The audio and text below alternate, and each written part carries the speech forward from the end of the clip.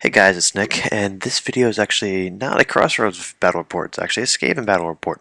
And I actually had someone reach out to me via YouTube and ended up being someone that was pretty local, so I met up with him so he can get back into the game. He's eyeballing vampire accounts, and he hasn't played 6th edition, which is kind of like John, who I've been hanging out with a lot, and he hasn't been playing at all.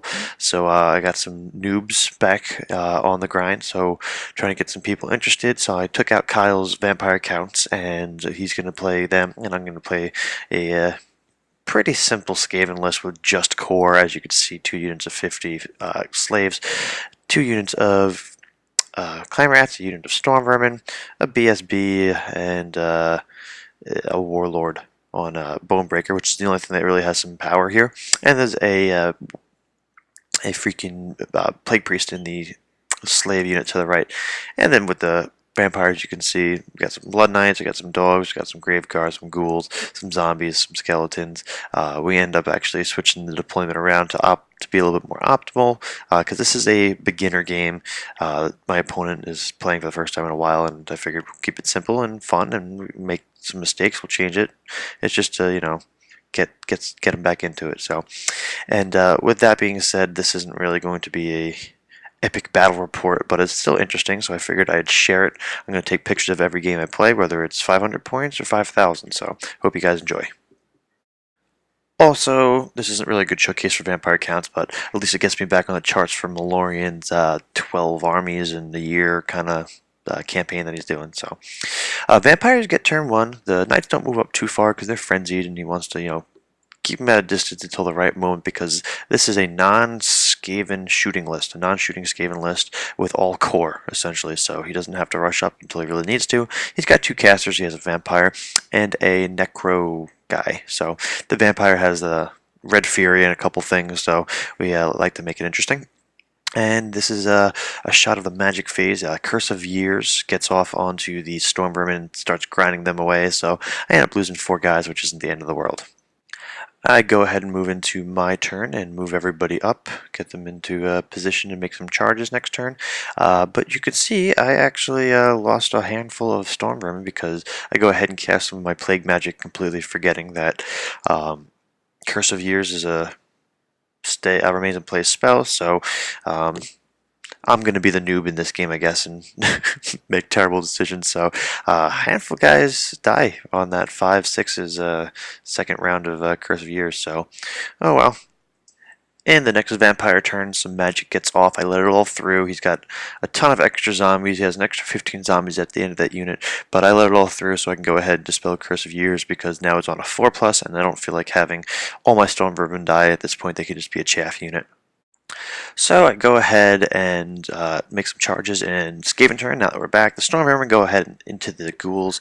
I issue a charge onto these dogs here because he exposed his flank. This way I can get an overrun into the ghouls, which is a futile attempt to win this game anyway, because, I mean, Skaven core isn't that good, especially when all your Storm Vermin are dead, but at least I could show him how some overruns work and some additional combats. But when you look at it, once the slaves get to the ghouls, if they do, I got the grave guard and the knights from behind killing me. So, but these guys do get the dogs and go ahead and overrun into the ghouls.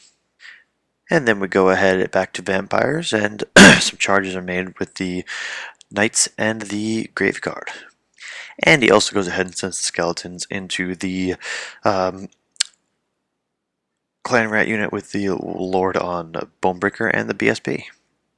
And he goes ahead and rolls off that spell that allows his skeletons to reroll missed wounds, I believe, which is good for the Blunder Lord, at least. This way he can get some rerolls on any of his missed wounds. Now, these rounds of combat would have been a lot better if I had more Storm Vermin, which, if I had paid attention to the spells, because in the last round and this round, I was able to knock out 15 ghouls to my surprise, and the Storm Vermin are still chilling there, so that's excellent. I lose a whole lot of slaves, but you know what?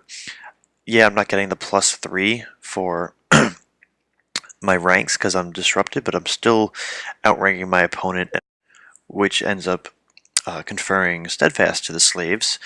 But the Storm Vermin are at Leadership 7 plus 1 with their rank from the Lord, so they're at Leadership 8, but do roll up a 9, so they fail, so they're going to run. The Ghouls are going to go ahead and reform to face the Slaves, but man, Slaves are doing their job. They're holding up Graveguard and the Blood Knights, which is awesome.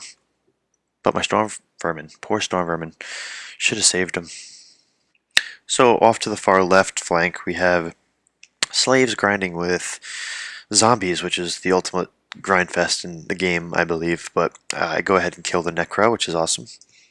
And here's the lay of the land. So you can see the right flank is kind of falling apart, but the Stormvermin do go ahead and rally, which is nice. The banner guy is dead, so I pulled him out, but I do have this whole slave, the clan rat unit coming in from behind to deal with the right flank, as they got stuck behind after all the charges were made.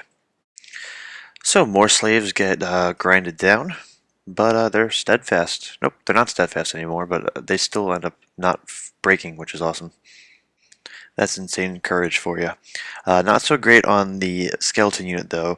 The Bonebreaker ends up taking 3 wounds, so he's got 1 more left. But the hero vampire, not a Lord Vampire, suffered 2 wounds, and he's out of here. So another round of combat in the next turn. This is what's left of the slaves. 1 slave and the Plague Priest.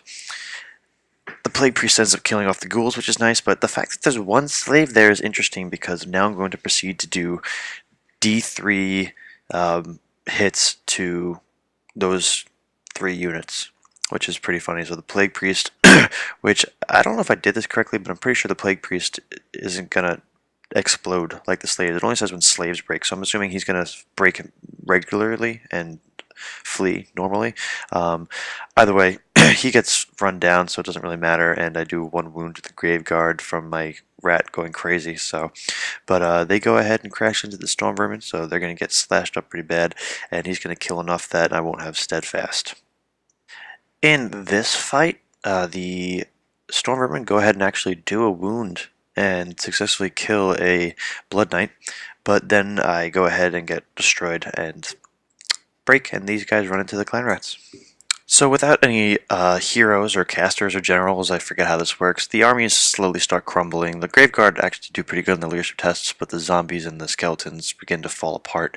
But the game is going to be sealed when we go ahead and have the Graveguard flank charge the Clan Rats, kill the Lord on Bonebreaker, and we were able to call it there, because who cares about slaves and zombies fighting each other.